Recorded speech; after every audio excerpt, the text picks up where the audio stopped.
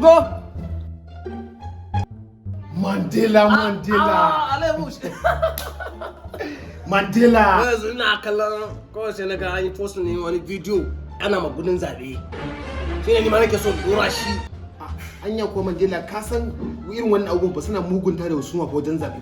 Kai yanzu wanda ya postin ba ingantaccen mutum ne wanda ka san dama irin shi da abin da ya postin lafiya kalau. Wataƙila ma tsohon bidiyo ne ko kuma wasu ne ma suka je suka hada dan a tada rigima wajen zabe. Okay. Wala dama na zo ne ko zaka dan bani aran motar ka haka zan je wajen zabe. Na ji da motar nan fa. Na sani. Mandela. Dan kai wasa da shi.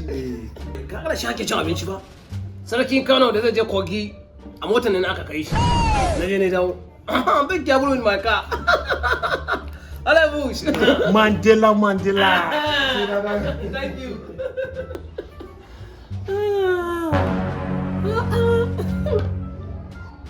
Huh? Yeah, azube kenan.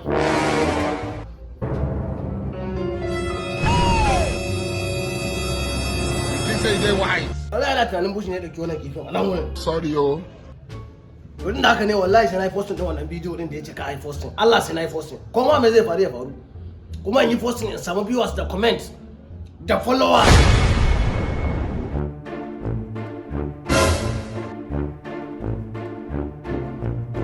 Me faru?